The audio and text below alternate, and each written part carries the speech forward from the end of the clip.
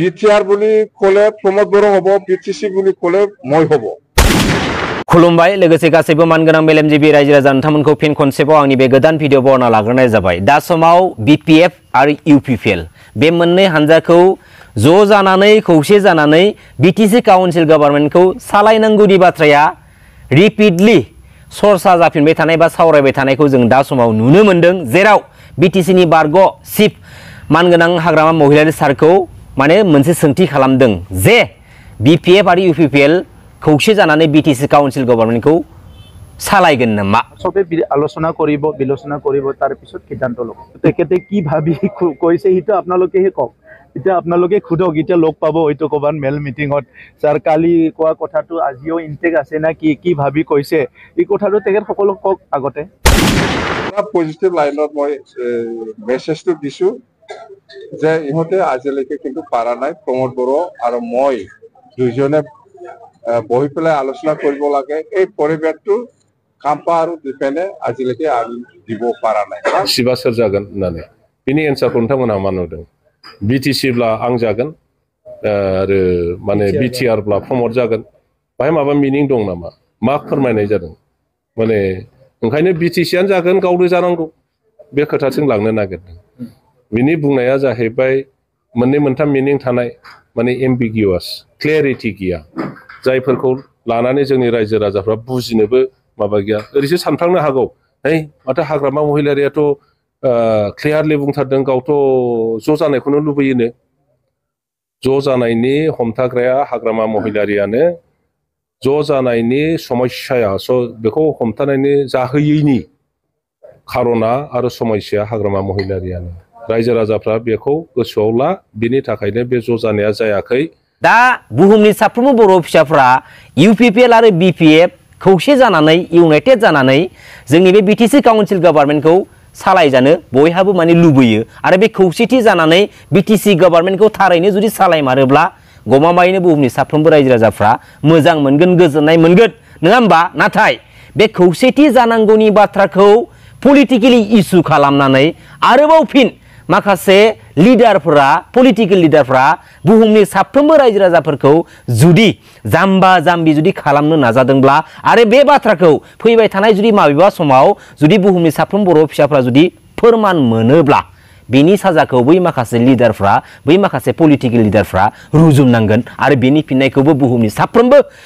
बर' फिसाफोरनो होनो हानांगोन। बिटिआर एग्रिमेन्टआ जाखांनायनि उनावहाय बिटिसिनि बारग' डिपुटि चिफ मानगोनां खाम्फा बरगयारि बिथाङा बुहुमनि साफ्रोमबो बर' फिसाफोरखौनो मोनसे सोंथि खालामदोंमोन आरो माखौ लानानै सोंथि खालामदोंमोन बे बाथ्राखौ निस्सय दिनैनि बे समावबो बुहुमनि साफ्रोमबो मानगोनां बर' रायजो राजा आइ आफा बिदा फंबायमोना गोसोआव दं जे मानगोनां खाम्फा बरगयारि बिथाङा जों रायजो राजाखौनो सोंथि खालामदोंमोन जे बिटिसि एकर्डआ जाबाय सोरगो आरो बे बिटिआर एग्रिमेन्टआ जाबाय नोरोग।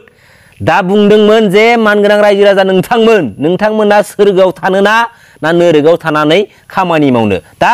थाङै थुङै मानगोनां खाम्फा बरगयारि बिथाङा दिनै सोरगो आरो नोरोगखौ डिफारेन्स खालामनानै रायजो राजाखौनो बुजायनानै दिनै बाथ्रा बुंग्रा सासे दैदेनगिरिया गावनो थांनानै दा नोरोगाव पलिटिक्सनि गावनि पलिटिकेल केरियारखौ दानो थाखाय थै-थां दिनै खामानि मावगासिनो दङ। अब्ला दिनैयो पलिटिकेल प्लेटफर्माव जोङो 90% पलिटिकेल लिडारफोरखौ जोङो फोथायजाया, मिथिबाय? दिनैयो जोङो माखासे पलिटिकेल लिडारफोरनि नेचारखौ, आब्रुथिफोरखौ, बेनि बाथ्रानि लाइन्सफोरखौ नायनानैसो जोङो बैफोरबायदि माखासे लिडारफोरखौ जोङो गनायनांगौ, एक्सेप्ट खालामनांगौ आरो सापर्ट खालामनांगौ, नङा होमबा? दिनै जायफोर लिडारफोरा जोंखौनो दिनैयो बुजायोमोन, जायफोर लिडारफोरा जोंखौनो दिनै मोजां गाज्रि आसि थुनानै खावलायोमोन, बैफोर माखासे लिडारफोरा दिनै आन्दोआव गावबागाव पार्सनेल बेनिफिट्सखौ मोननाय लोगो लोगोनो जों रायजो राजाफोरखौनो दिनैयो मिसइउज खालामदों, जों रायजो राजाफोरखौनो दिनै बिसोरो बावगारदों। नाथाय जों रायजो राजाफोरनि बे मोनसे बेसेन गोसा भटखौ मोनाबा बिसोरहाबो लिडार जानायनि कुनु जैगथा गैया। जों रायजो राजाफोरनि थाखाय बिसोर साफा साफा लिडार जानो हायो। बेखायनो जायखिजाया पलिटिकेल लिडारनि सायाव जों रायजो राजाफ्रा माबा मोनसे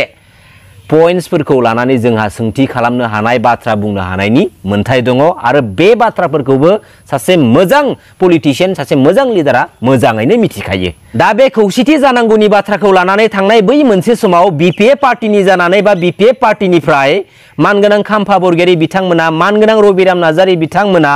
मानगोनां रिहन दैमारी बिथांमोना मानगोनां इमानुएल मोसाहारी बिथांमोना आरो मानगोनां रबिनसन मोसाहारी बिथांमोना इउनिटिनि सार्थआव सावरायनाय बिबानखौ जुदि लादोंमोनब्ला दिनैनि बे समाव मिडियानि सिगाङाव मानगोनां खाम्फा बरगयारी बिथाङा माबोरैहाय